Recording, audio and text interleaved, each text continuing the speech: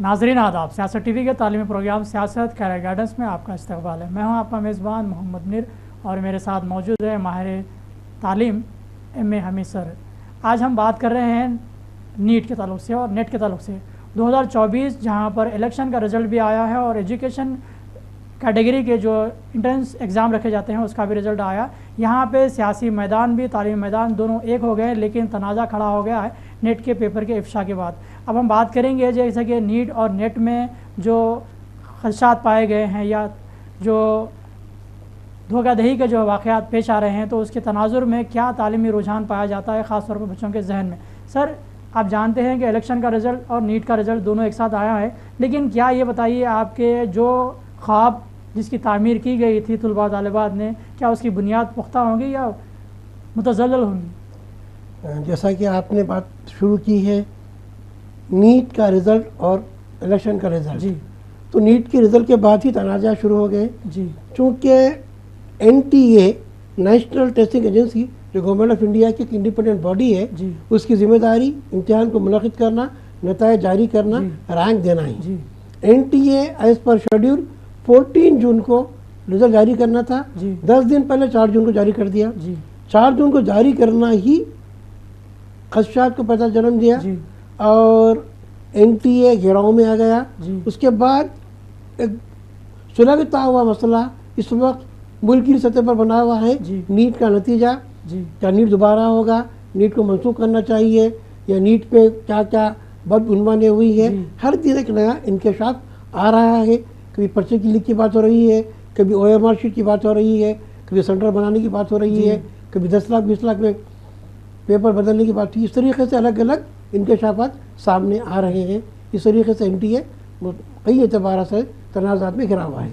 Sir, हम जब NEET की बात करते हैं तो उसी के तनाजुर में और एक एग्ज़ाम जो कैंसिल किया गया नेट, जिसमें ख़ास तौर पर लेक्चरर्स के लिए तकर्रुरात होते हैं जो क्वालिफाई होने के बाद उनको GRF मिलता है। तो आपको ऐसा महसूस नहीं होता है कि एक तरफ प्रोफेशनल कोर्स है लेकिन दूसरी तरफ इंट्रेंस एग्ज़ाम से दोनों में भी बेखादियाँ पाई गई हैं? हाँ, NTA पहले ही से घेराव में था कि उसने नीट में बदगुमानी की है। उसके फौरी बाद 18 जून को कौमी सतह का जो लेक्चरशिप अहलियत का इम्तिहान होता है, नेशनल एलिजिबिलिटी टेस्ट जो पोस्ट ग्रेजुएट उम्मीदवारों के लिए नेट JRF होता है UGC का जी, वो इम्तिहान मुनक़िद होने के बाद कैंसिल हुआ। जी हाँ, और लोग नीट में थे, नीट और नेट में फ़र्क नहीं मालूम हुआ। कई लोगों ने ख़ास तौर पर व्हाट्सएप की दुनिया में देखेंगे आप, नेट कैंसिल हो गया तो नीट भी कैंसिल हो गया, बता दी। लोगों को मालूम नहीं कि नीट और नेट, यहाँ नीट में NEET है, national eligibility cum entrance test, और नेट में सिर्फ NET है, नेशनल एलिजिबिलिटी टेस्ट जी। तो नेट कैंसिल हुआ, नीट नहीं जी। नीट में सवालात उठ रहे हैं जी। नीट का री एग्ज़ाम जो था वो 1500 बच्चों का जिनके लिए ग्रेस मार्क्स दिए गए थे उनके लिए 23 जून को रखा जा रहा है, लेकिन कई मुकदमात सुप्रीम कोर्ट को हॉलीडे के हॉलीडे बेंच पर चल रहे हैं और वो अगली सुनवाई जो दी गई 8 जुलाई को सुप्रीम कोर्ट फैसला देगा, उसके बाद ही कोई सही सूरत हाल सामने आएगी। यकीनन सूरत हाल संगीन है, लेकिन सवाल ये पैदा होता है कि नीट और नेट में क्या फ़र्क है, इसका भी वाज़ेह तौर पर किसी को मालूम नहीं है। लेकिन खदशात की बुनियाद पर हम देखते हैं तो हमें नीट ही नज़र आता है, क्योंकि इसमें 24 लाख बच्चों का मुस्तकबिल है। उन बच्चों के जो ख़यालात हैं, उनके एहसासात हैं, उनके जज्बात हैं, उसको बयान नहीं किया सकता क्योंकि वो एहसास कमतरी का शिकार हो चुके हैं। अब वो महज इस बुनियाद पर क़ायम है कि सुप्रीम कोर्ट का जो फ़ैसला आएगा उस पर क्या उनके लिए राह हमवार होगी। सर, हम देखते हैं कि नीट में EE है और नेट में E है, तो ये दो में एक E का फ़र्क है, तो दूसरी तरफ है एजुकेशन। जी हाँ, दोनों का ताल्लुक़ भी एजुकेशन से है और NTA जो है वो एजुकेशन मिनिस्ट्री में आता है। जी हाँ, जब पहले HRD था, एजुकेशन मिनिस्टर था, इसीलिए डायरेक्ट हुकूमत बनने के बाद वज़ीर तालीम धर्मेंद्र प्रधान ने फौरी जो प्रेस कॉन्फ्रेंस दी है वो NTA से मुताल्लिक़, नीट से मुताल्लिक़ दी जी। तो ये जो एक E है एलिजिबिलिटी का और एक ही जो एंट्रेंस का है और एक ही जो एजुकेशन का है, तो एजुकेशन मिनिस्ट्री के तहत NTA आता है।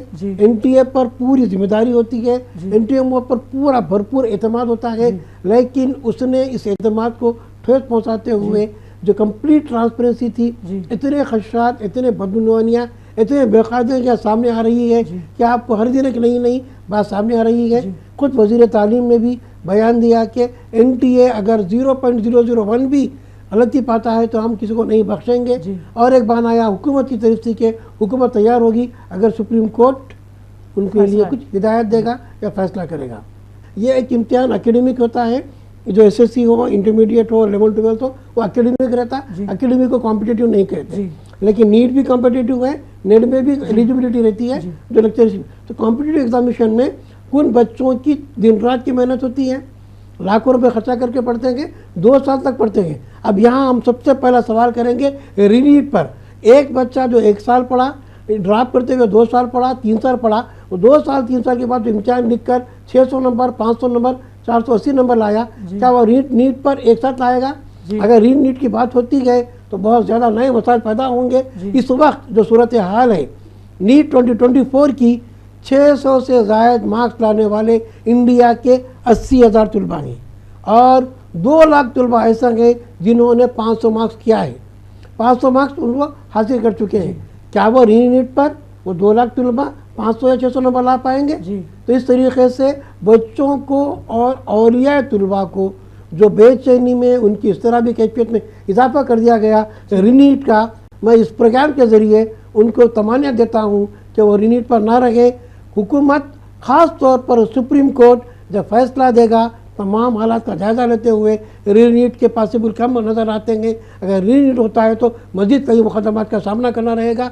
कोई वो तलबा जिनकी अक्सरियत 2 लाख की है, क्योंकि कॉम्पिटिशन में 20% बच्चे होते हैं, इस वक्त 20 लाख में 2 लाख बच्चे हैं जो टॉप कंपटीशन की है। 2 लाख बच्चे तैयार बिल्कुल नहीं रहते रीनीट के लिए। अब जिसके मार्क्स कम है या जो अपोजिशन में है वो सवाल उठाएगा बार बार रीनीट की। तो मैं इस प्रोग्राम में रीनीट की मुखालिफत करते हुए उन 2 लाख बच्चों के जिन्हें अच्छा मुजाहरा किया है उनके लिए हमारी नई ख्वाहिशात है कि उनके लिए रीनीट ना हो। सुप्रीम कोर्ट से हम तवक्को रखते हैं कि वो काउंसिलिंग का शेड्यूल जारी करे और जो गुनाहगार है जिन्होंने बदगुमानी की है उसकी तहकीक करे। हुकूमत की कई बॉडीज़ है, इंटेलिजेंस की कई बॉडीज़ है, वो उसको हिदायत करते हुए उनके खिलाफ इक़दाम करें। अगर वो दाखिला भी पैदा करते हैं तो वो भी आप कैंसिल कर सकते हैं।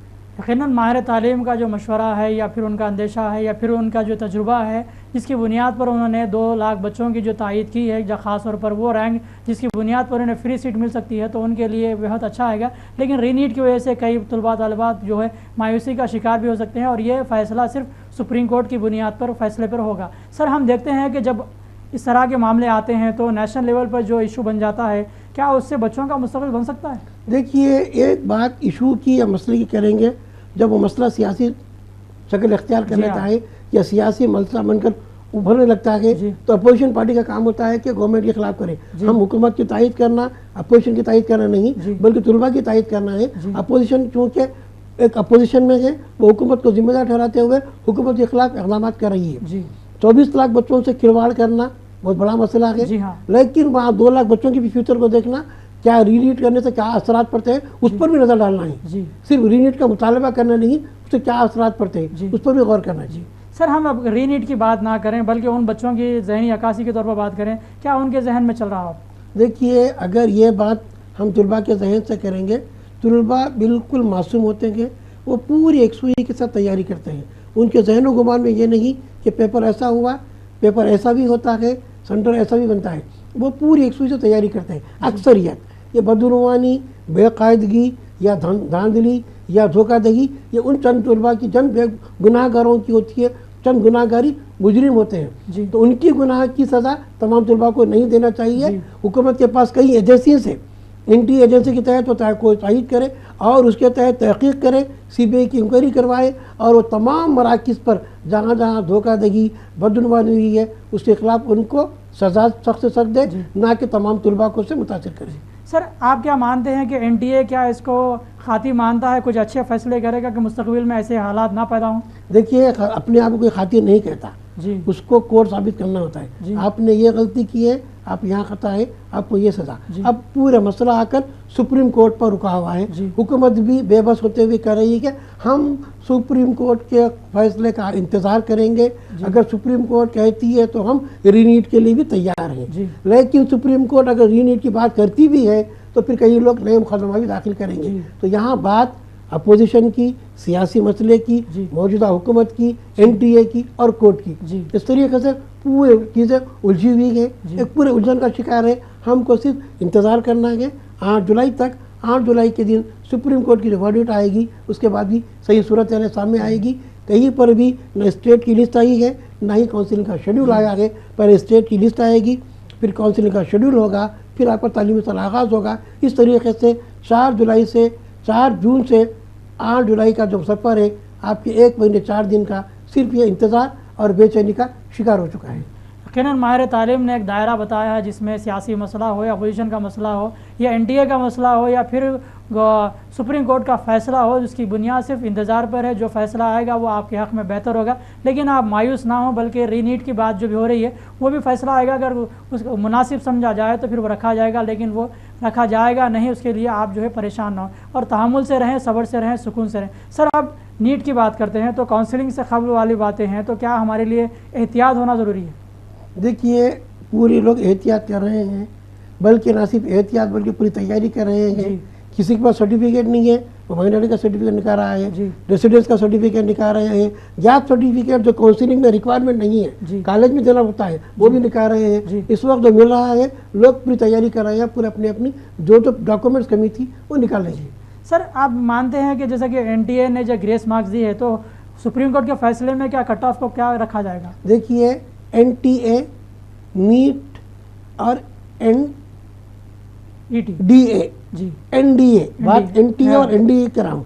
NTA नेशनल टेस्टिंग एजेंसी है और जिसकी गवर्नमेंट है वो NDA है, नेशनल डेमोक्रेटिक अलायंस। तो नेशनल डेमोक्रेटिक आने के बाद हर एक के नाम के साथ NNA लगा दिया गया, हर एक के नाम। तो NTA न सिर्फ नीट, नेट, बल्कि JEE और कई एग्ज़ाम्स मुनक़िद करता है। तो एक एजेंसी बनाई गई ताकि वो कौमी सतह पर एग्ज़ाम रखे, लेकिन जब जहाँ जहाँ जितनी बदजुबानी हो सकती है उनको अंदाज़ा भी नहीं था, ज़हन व गुमान में नहीं था, ऐसे ऐसे वाक़यात आ गए। तो NDA जिसकी सरकार है वो NTA के ख़िलाफ़ के लिए करे, एक नई एजेंसी बनाए या उसके दायरे कार को लाते हुए उसकी कम्प्लीटली मुकम्मल तौर पर जाँच करे, ना कि तलबा 24 लाख तलबा और उनके साथ जो सरपरस्त है उनको बेचैनी में ना इजाफा ना करते हुए उनको एक इत्मीनान बख्श तरीके से जवाब दे और कुछ इत्मीनान बख्श फैसला करे ताकि तमाम लोग पुरसुर अंदाज से तालीमी साल को जारी रख सके। सर, जब तालीमी साल की बात करते हैं तो हमेशा हम देखते हैं कि जुलाई का महीना हो या मार्च का महीना हो या फिर जून का महीना हो हमारे लिए मुख्तलिफ ज़रायों के साथ आता है। तो क्या नीट के बगैर, नेट के बगैर भी मुस्तक़बिल रोशन है? देखिए, इम्तिहान अलग अलग होते हैं। पहले एकेडमिक इम्तिहान पर दाखिला हुआ करता था, बाद में इंट्रेंस इम्तिहान आया। इंट्रेंस में भी स्टेट सतह पर था, तेलंगाना में, आंध्र प्रदेश में MSET था, उसके ज़रिए MBBS होता था। सेट कॉमन इंट्रेंस टेस्ट, हर स्टेट का अपना सेट है, सेट की एक बॉडी है। आज भी एग्ज़ाम होते हैं, महाराष्ट्र हो, कर्नाटका हो, AP हो, तेलंगाना हो, हर स्टेट में अपना लेवल एग्ज़ाम होता है। अब कौमी सतह पर जो एग्ज़ाम हो रहे हैं, मेडिकल के लिए नीट, इंजीनियरिंग के लिए JEE, लॉ के लिए क्लैट, कौमी सतह के इम्तिहान तो पूरा मुल्क मुतासिर होता है। ऐसे कई रियासतें जहाँ पर कोई बदबू नहीं, उनको भी इसकी सज़ा देना गलत है। सर, अब हम बात करें जैसे कि नीट में 24 लाख है और नेट में 10 लाख है, तो 34 लाख बच्चों का जो मुस्तक़बिल क्या होगा, उन्हें क्या लाहेमल अख्तियार करना चाहिए? सुप्रीम कोर्ट के पास फैसला है, सुप्रीम कोर्ट बच्चों के हक़ में फैसला करेगी और सुप्रीम कोर्ट इंसाफ करेगी। बात हक़ की और इंसाफ की है और इस वक्त पूरा मसला सुप्रीम कोर्ट पर रुका हुआ है। 8 जुलाई का इंतज़ार करना है। सुप्रीम कोर्ट जो फैसला देगी बच्चों के हक़ में होगा, बच्चों का इंसाफ होगा। यकीनन हमारी तमाम निगाहें सिर्फ सुप्रीम कोर्ट पे है, जहाँ पे फ़ैसले की सुनवाई होगी तो आपके हक़ में क्या बेहतर होगा, क्या फ़ैसला आपके लिए बेहतर होगा, कैसा आपका मुस्तक़बिल रोशन होगा। इन तमाम सवालात के साथ आज हम जिस मौजू पे बात कर रहे हैं तो उन्होंने माहिर तालीम ने आपको सुकून और सब्र और इंतज़ार करने को कहा है कि जिसकी बुनियाद पर आप आगे बढ़ सकते हैं। मज़ीद कुछ आपके सवालात हैं तो इनबॉक्स में ज़रूर दें और रोज़नामा सियासत के जिगर हाल में सुबह 11 था शाम 7 बजे के दरमियान MAME से मुलाकात करते हुए अपने मुस्तक़बिल को संवारने के लिए अपने सवालात के साथ हाजिर हों। फ़िलहाल मोहम्मद मुनीर को और माहिर तालीम को इजाज़त दें। देखते रहें सियासत TV प्रोग्राम सियासत करें गाइडेंस। अल्लाह हाफ़िज़।